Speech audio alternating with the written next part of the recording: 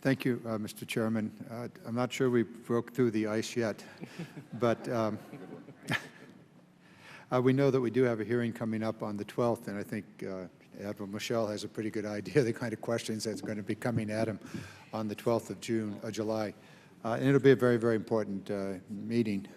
I did note in your testimony you said that we really need 3 heavy icebreakers to do the job of that the chairman was trying to get to. That's the Arctic and the Antarctic in the most extreme environment. So the question for the 12th will be, how do we get those 3 icebreakers over what period of time? What is the schedule for them? And also the role of the Polar Star and the Polar Sea in the interim.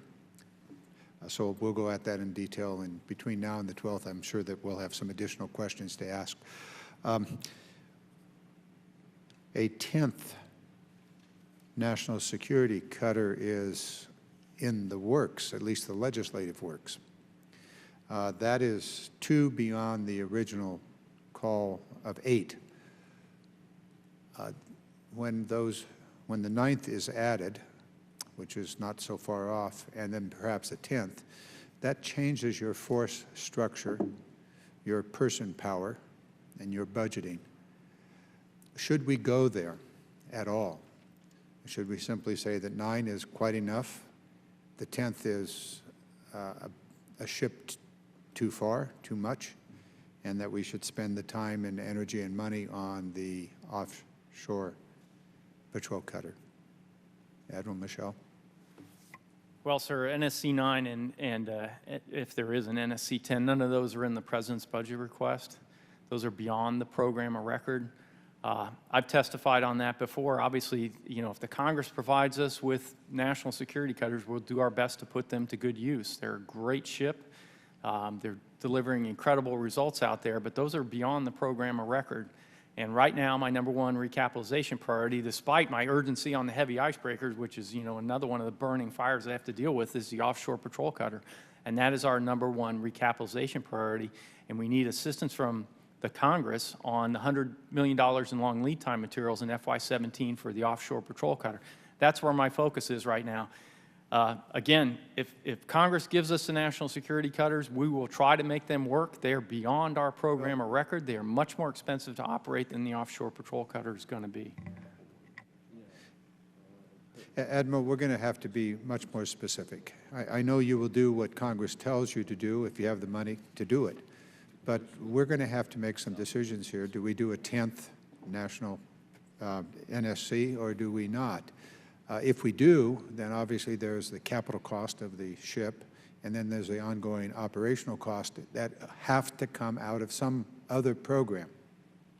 The other programs, maybe the OPC, maybe we're going to delay the acquisition of the 2nd or 3rd heavy icebreaker, or maybe we're not going to be able to use UAVs or whatever. So we need your help very specifically, in the mission statement that came out in January of this year will help advise us on this. But somebody wants a 10th national security cutter. Do we do it or not? That's going to be a decision we're going to have to make in the next couple of months. If we make that decision, then something else isn't going to happen. What isn't going to happen? Perhaps it is the icebreaker. I want to really hone in on that because it's something we must deal with here within our 2 houses. The other questions really go to, we'll come back to the icebreaker on the 12th, I'm sure. UAVs, talked about forever but not yet in place. What do we need? Is it important? Is it a critical mission asset that the Coast Guard needs? If so, how do we get it? What's the cost?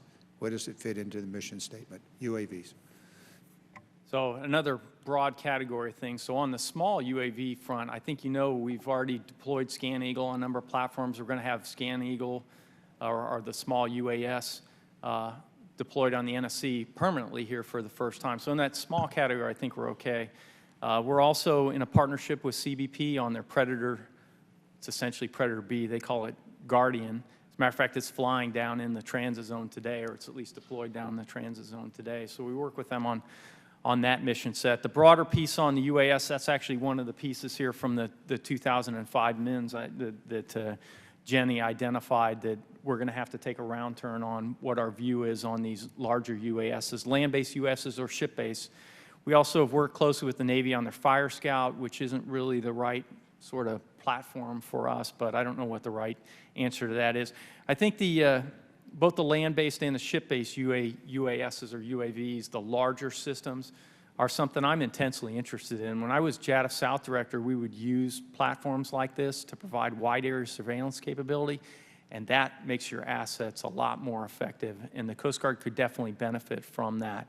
So we have an eye on working on all those programs. We've got some unique connections with DoD and also with DHS and CBP.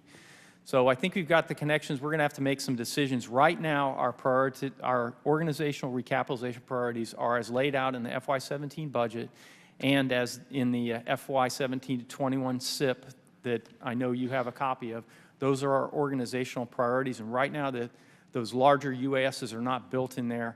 I can tell you as Vice Commandant of the Coast Guard, same thing when I was a Deputy Commandant for Operations, I'm intensely interested in that area because the technology gets better and better, the dwell times get better and better, the sensors get better and better and smaller, and the back-end processing pieces get better and better, and those can make our assets so much more effective. When I was JADF South Director, those were great things, and I loved having them down there. And I'd like to see the Coast Guard get into that game, but you know, there's only so much money out there, and our organizational priorities are currently as set forth in the President's budget and in our SIP that we provided to you.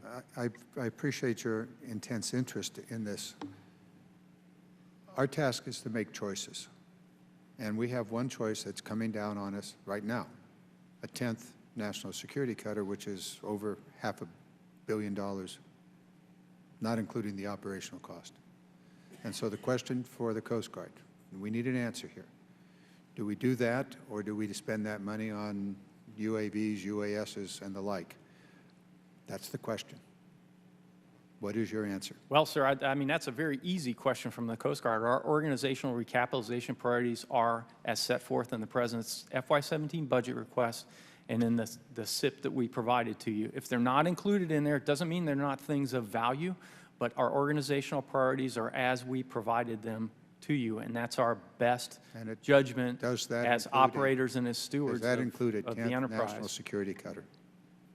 Does that include a 10th national security cutter? No, sir, that is not currently in the SIP or in the President's budget request. Thank you.